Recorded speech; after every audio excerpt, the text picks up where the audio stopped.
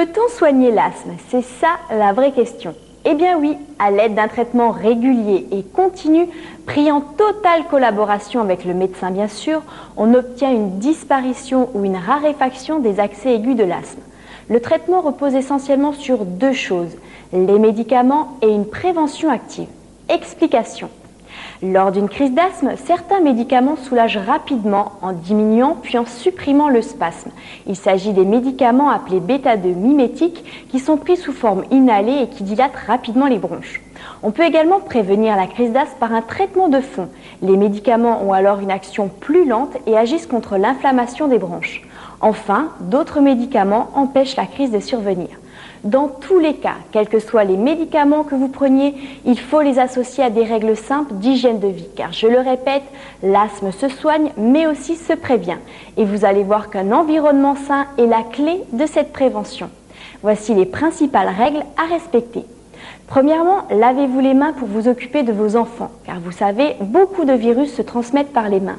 Deuxièmement, ne fumez jamais près des enfants et dans l'appartement, car les vapeurs toxiques de la fumée se propagent dans l'air de toute la maison et persistent longtemps. De même, évitez les sorties avec votre enfant dans les lieux enfumés, car le tabac, je le rappelle, favorise et entretient l'asthme. Troisièmement, vivez dans une habitation sèche, aérée, ensoleillée et propre. Quatrièmement, ayez une literie en bon état et de préférence synthétique. Mettez le cas échéant des housses anti-acariens autour des matelas et des oreillers. Cinquièmement, limitez la présence de moquettes et si vous en avez, passez régulièrement l'aspirateur. Enfin, sixièmement, évitez l'adoption d'un animal domestique si vous ou un membre de votre famille est allergique. Vous l'aurez tous compris, pour lutter contre l'asthme, il faut transformer l'environnement intérieur en un habitat sain. Et comme on dit si bien, à petits gestes, grand effet.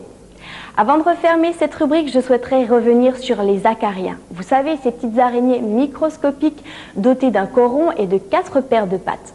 Pourquoi revenir là-dessus, me direz-vous? Tout simplement parce que les acariens sont l'ennemi privé numéro 1 de l'asthme. En effet, à l'intérieur de notre maison, et plus précisément dans les couettes, les oreillers et matelas, les peluches, les rideaux et j'en passe, ces petites bêtes invisibles à l'œil nu jouent un rôle majeur dans l'apparition et la sévérité de l'asthme. Savez-vous que le risque de développer un asthme pour un nourrisson est multiplié par 5 lorsqu'il vit dans un environnement riche en acariens? Et oui, vous comprendrez donc que je ne pouvais pas refermer cette rubrique sans vous avoir donné quelques armes efficaces pour lutter contre eux. Voilà ce qu'il convient de faire. Premièrement, enlevez tous les oreillers en plumes et remplacez-les par des oreillers en mousse. Deuxièmement, remplacez les matelas en lin par des matelas en mousse et les sommiers de crin par des sommiers à lattes de bois. Troisièmement, supprimez les moquettes. Quatrièmement, utilisez un aérosol acaricide qui sera pulvérisé sur la literie et dans la pièce.